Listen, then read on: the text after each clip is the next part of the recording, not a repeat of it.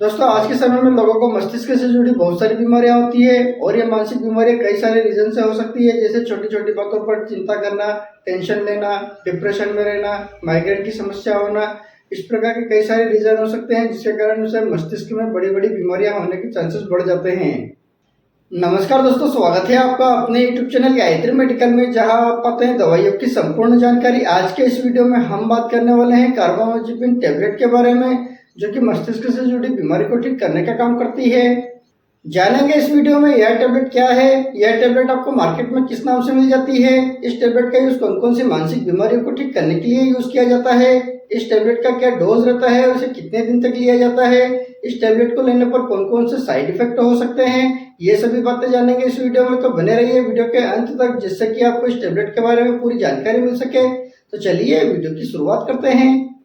दोस्तों carbamazepine tablet की बात करते हैं तो यह एक एंटी कन्वल्सेंट तथा एंटी एपिलेप्टिक ग्रुप की दवा है और यह मुख्य रूप से सीजर को रोकने के लिए यूज की जाती है।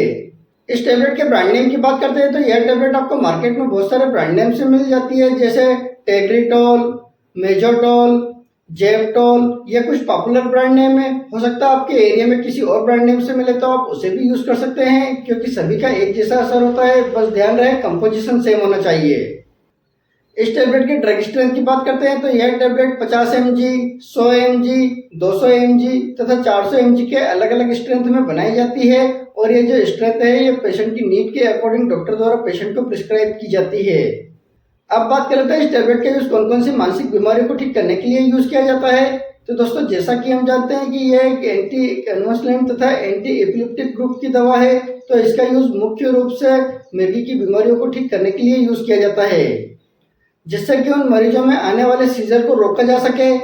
दोस्तों मिर्गी में जो दौरे आते हैं उसमें मरीज के शरीर में एक वाइब्रेशन रहता है और यह वाइब्रेशन 1 से 2 मिनट के लिए हो सकता है। इसके अलावा जनरलाइज सीजर में एपिलेप्टिक सीजर जैसे वाइब्रेशन रहता है, तो उसको भी ठीक करने के लिए इस टैबलेट का यूज किया जाता है। सीजर के अलावा इस टैबलेट का यूज न्यूरोपैथिक पेन को ठीक करने के लिए यूज किया जाता है और यह एक प्रकार का दर्द है जो हाथ पैर की नसों के कमजोर होने के कारण दर्द होता है और ये ज्यादातर डायबिटीज के पेशेंट में देखा गया है, तो उसको ठीक करने के लिए इस टैबलेट का यूज किया जाता है।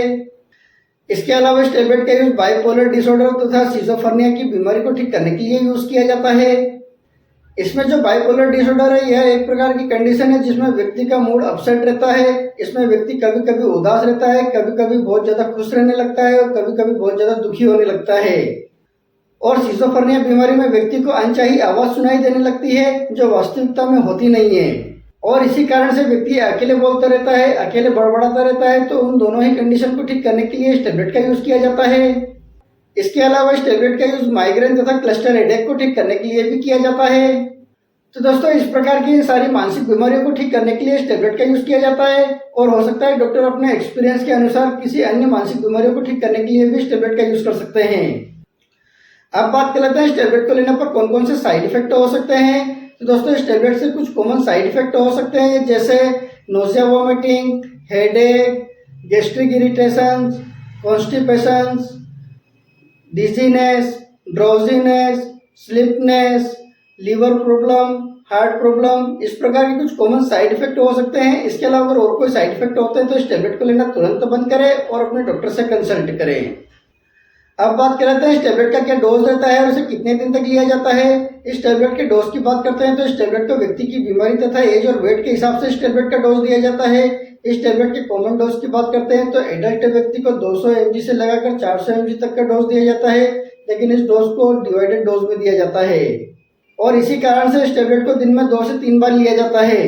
दोस्तों आप इस टैबलेट को हमेशा खाना खाने के बाद लें, जिससे कि आपको गैस्ट्रिक इरिटेशन की प्रॉब्लम ना हो। दोस्तों ध्यान रहे अलग अलग बीमारियों में अलग अलग इस टैबलेट का डोज दिया जाता है, जिससे कि व्यक्ति को किसी भी प्रकार की कोई प्रॉब्लम ना हो और व्यक्ति की जो बीमारी है वो आसानी से ठीक हो सके। तो दोस्तों ये था आज का वीडियो जिसमें हमने कार्बामेज़ेपिन टैबलेट के बारे में बात की। यदि वीडियो इन्फॉर्मेटिव लगा हो तो वीडियो को लाइक करें, शेयर करें, सब्सक्राइब करें, जिससे कि और भी लोगों को जानकारी मिल सके।